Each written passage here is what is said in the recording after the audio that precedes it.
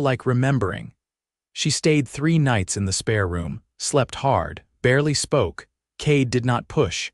He had learned a long time ago that silence could be armor. On the 4th morning, she joined him outside while he fed the horses. He handed her a handful of oats. She held it out to his mare, who sniffed her palm and nuzzled close. "You from around here?" she asked, voice hoarse. "No," he said. "Montana before this, Army Scout before that, came here to be left alone." She nodded, then looked back at the mountains. "I will not stay long." "You can stay as long as you want," he said simply. That afternoon, she helped him patch the chicken coop. She was quiet but moved with a sharpness that told him she had done harder work before. When she pulled a splinter from her palm, he reached for her hand without thinking. Their eyes met. She let him hold it. By the end of the week, she was speaking more. Her voice was low, careful.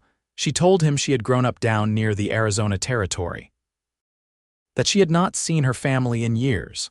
She still would not give a name. One night, while the rain drummed on the roof, she sat across from him and said, "I do not know how to be safe, not really."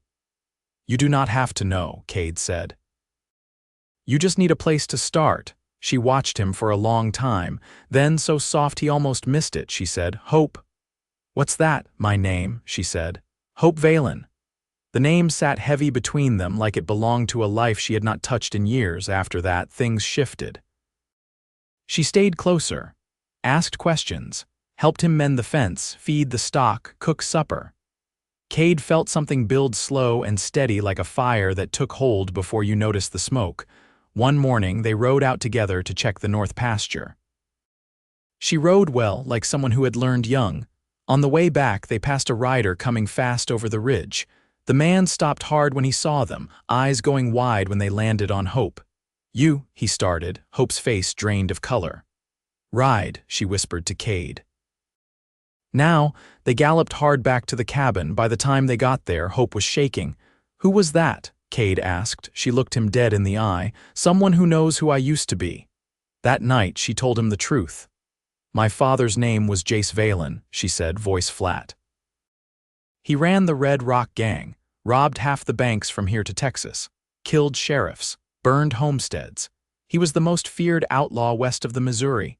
Cade leaned forward. "And you?" "I left when I was 15. Could not take it anymore. He said family was loyalty. I said it was love. He beat me bloody for it. I ran, changed names, kept my head down." "Why now?" Cade asked. "Because he is dying," she said. "And some of the men from his gang think I am coming to take what is his. They think I am a threat." "Are you?" She looked at Cade, brave and broken and burning. "I just want to be free." Cade reached across the table, took her hand. "You are safe here. I will make sure of it."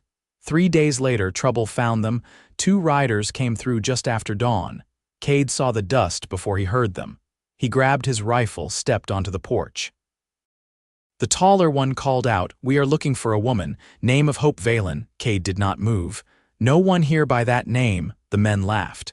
"We know she is here. Tell her her father is dead, and the boys are not done with her." Cade fired once into the dirt between their horses. "You come back here again," he said, calm as ice. "You will not be riding out." They left, but Cade knew they would return. That night he found Hope sitting by the fire, arms wrapped around her knees. "You do not have to keep me," she said. "They will not stop." "I do not want to keep you," he said. "I want you to want to stay." She looked at him, eyes wide. "And if I do, then I will fight for you."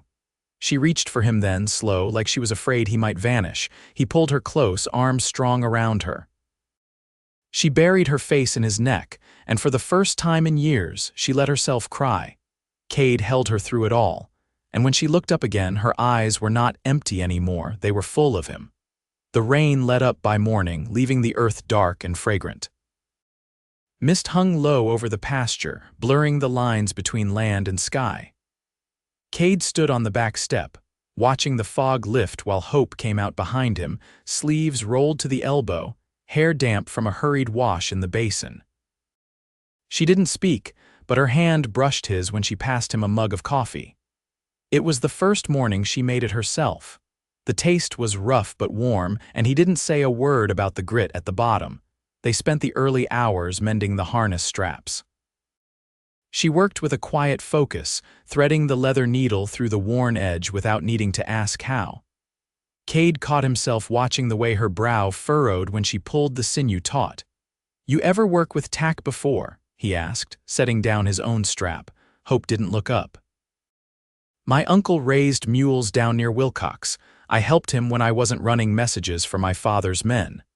She paused, then added, "He was the only one who never raised a hand to me." Cade didn't press her for more. A man didn't need the whole story to understand what parts of someone had been broken. Later that day, they rode into Salmon for salt and kerosene. Hope wore one of the dresses left behind by Cade's late sister, a pale blue homespun that hung loose at the shoulders. She didn't fuss with it, just tied the waist with a strip of twine and stepped into the saddle like a woman who didn't care what folks thought. The general store was quiet, just the storekeep and one old rancher near the stove. Hope moved through the shelves with a practiced ease, eyes sharp but calm. When Cade handed her the coin purse, she took it without hesitation. Outside, as they loaded supplies, she said, "They stared." "They always stare at folks they don't know," he replied. "They looked like they wanted to remember my face." He tightened the rope over the sacks. "Could be you look like someone they're afraid to forget." She tilted her head. "Or someone they wish they hadn't wronged." Cade didn't answer that, but his grip on the saddle cinch held a little longer than necessary. They took the long way home, cutting through cottonwoods near the river. Hope slowed her horse, letting the reins slacken. "You think they'll come back?" she asked. "Not for a while, not until they figure out how many more rifles I've got. And when they do, then we handle it." She glanced sidelong at him. "You always talk like that, plain. Like nothing could shake you. It's how I keep from being shaken." Hope didn't speak again until they reached the cabin. When she dismounted, she stood still for a beat, hand resting on the saddle horn. "You ever lose someone you trusted?" she asked without turning. Cade stepped beside her, brushing dust from his coat. "I lost a brother in Virginia. War took him in a creek bed outside Spotsylvania. My folks couldn't bear to bury him without me there, but I was 3 days too late." Hope nodded once. "I thought I'd never trust a man again. I'm not asking you to, I know," she said. "That's why I'm starting to." That night, she didn't retreat to the spare room.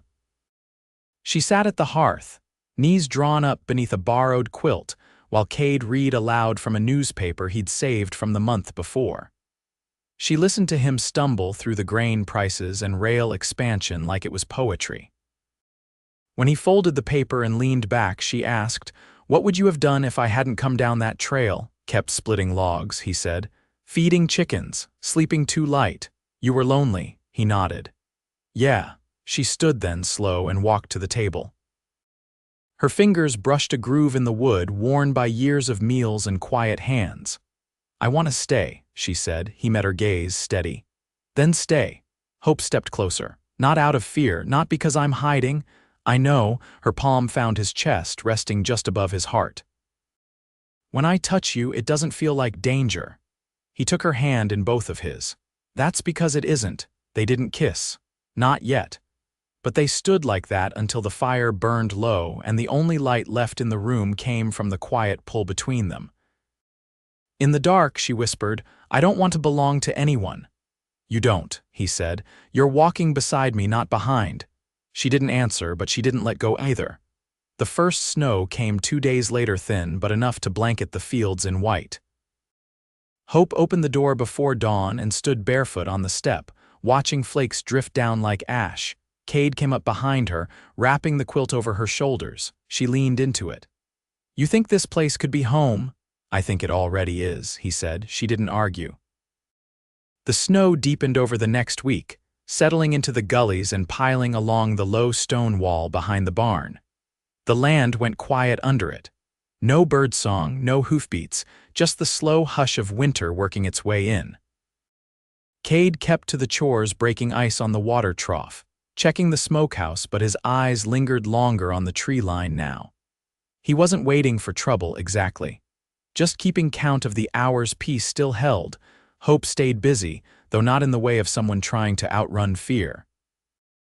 She took to the kitchen she stopped asking where anything else belonged. One morning, she stood at the table rolling out dough with her sleeves pushed to her elbows, and Cade found himself watching her hands more than the weather. "You always this quiet when you're comfortable?" she asked, not looking up. "I talk when I have something worth saying."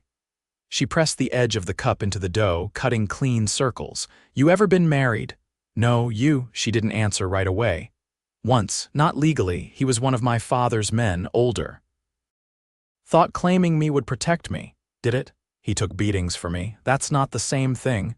Cade didn't speak. She didn't need comfort. She needed space to name what had been done and walk past it.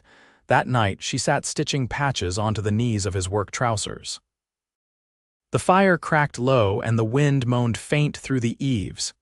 "How long you think it takes before something becomes yours?" she asked. "What kind of thing?" "Land, warmth, a man's trust."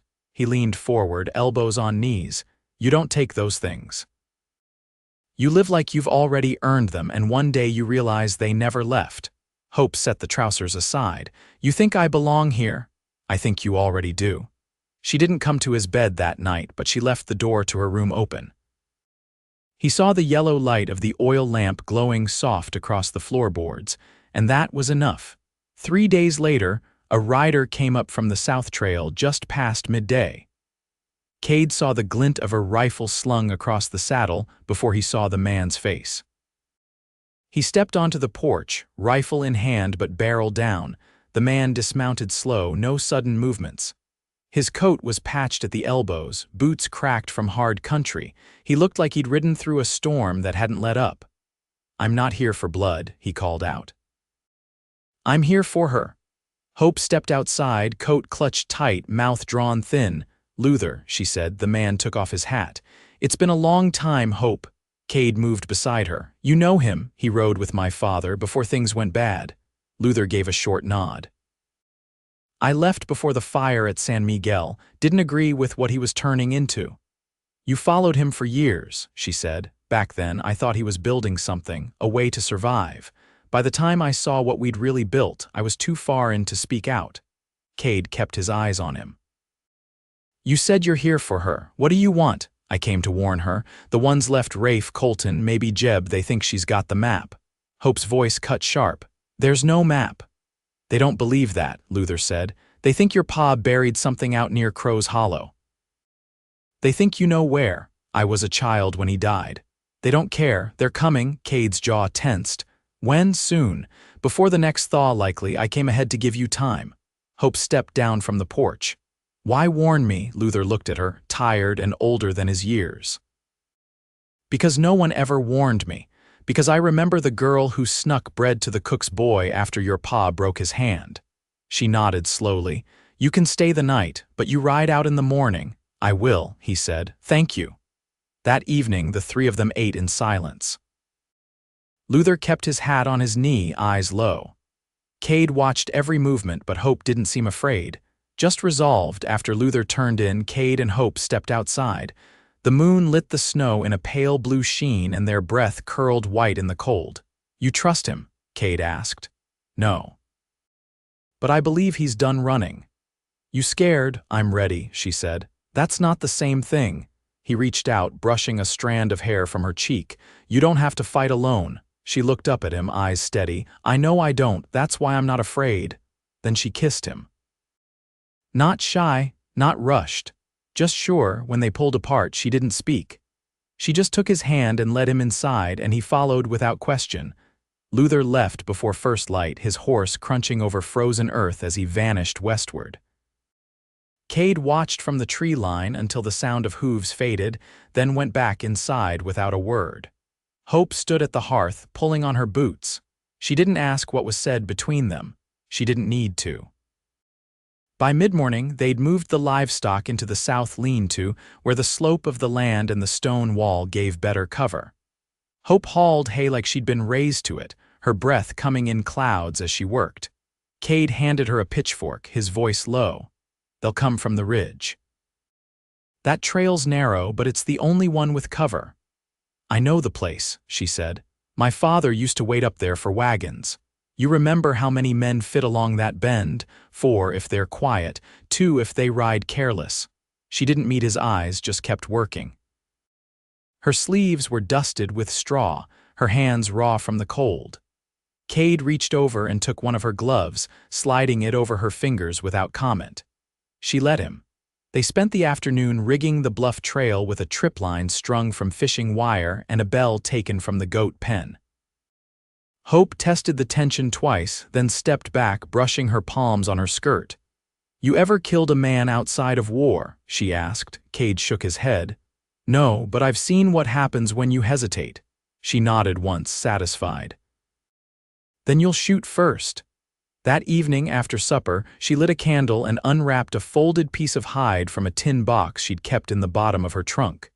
Inside was a small, hand-sketched map, drawn in charcoal and rubbed at the edges. She laid it flat on the table. "My father never trusted banks," she said.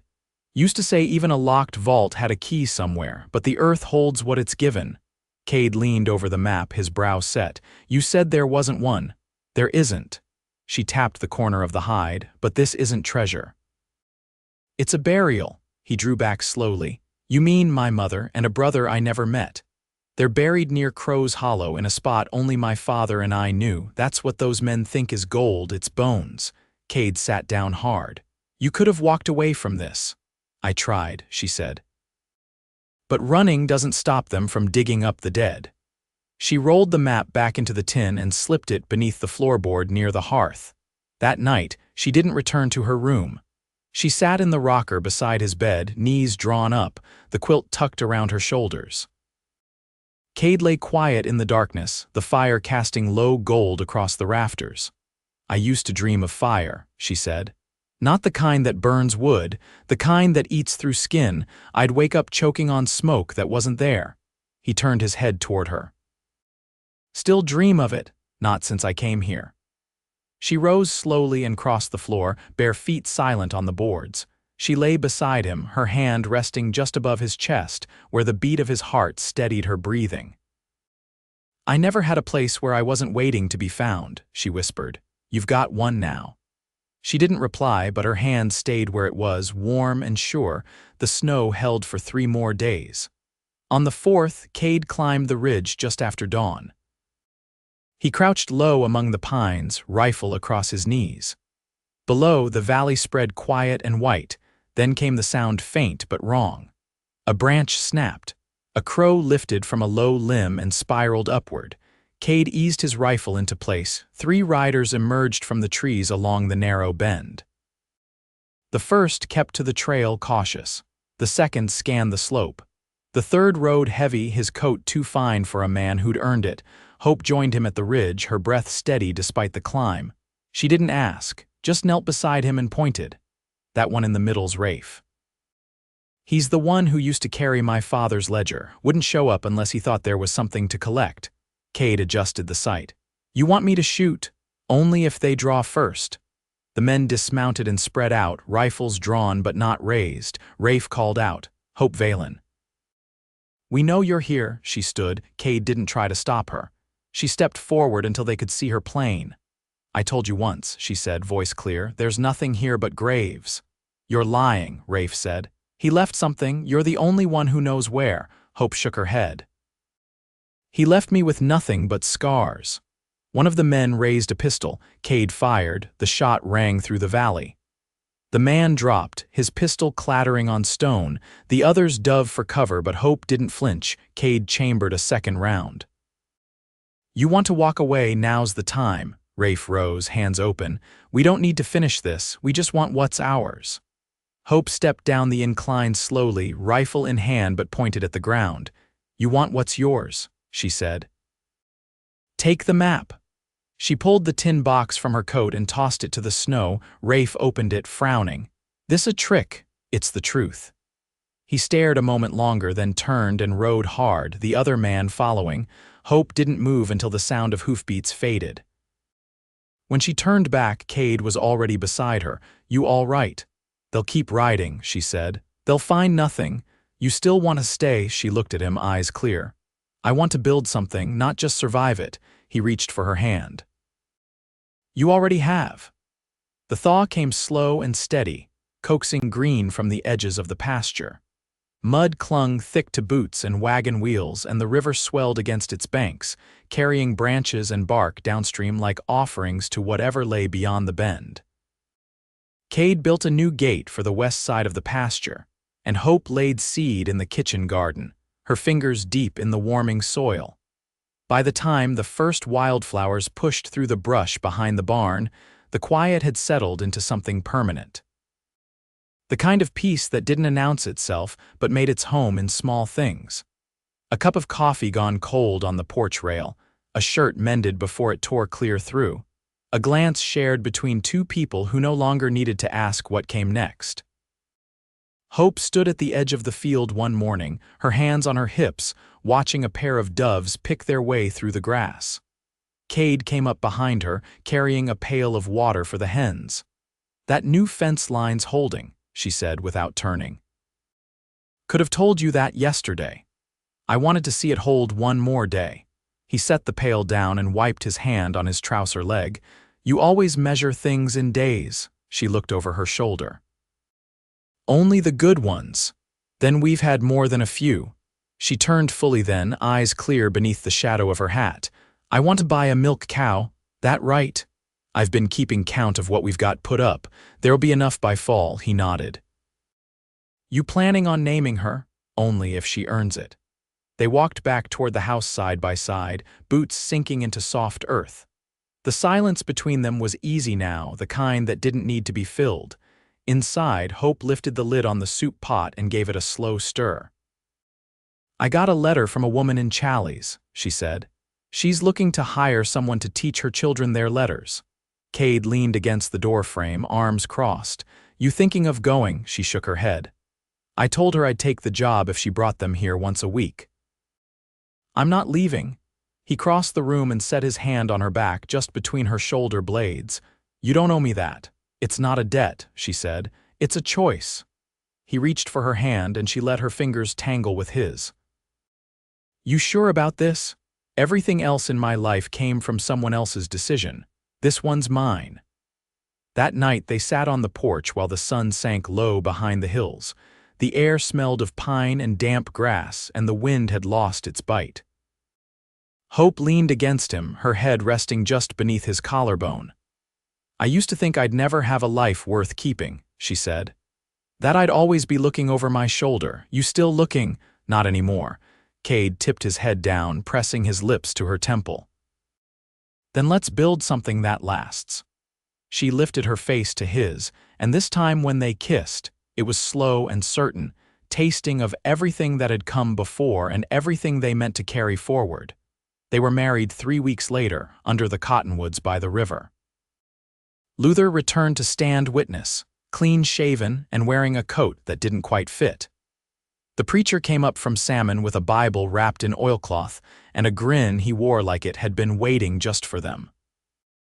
Hope wore a dress she'd sewn herself, light gray with a lace collar she'd found buried in Cade's sister's sewing box. Cade shaved for the first time in months, and when he took her hands in his, he held them like something sacred. Afterward, they served stew and biscuits under the open sky. No music, just the sound of water rushing past and the murmur of voices softened by joy. As dusk fell, Hope slipped her arms around Cade's waist and leaned into him. "This life," she said, "feels like it was waiting for me." He held her close. "It was waiting for both of us."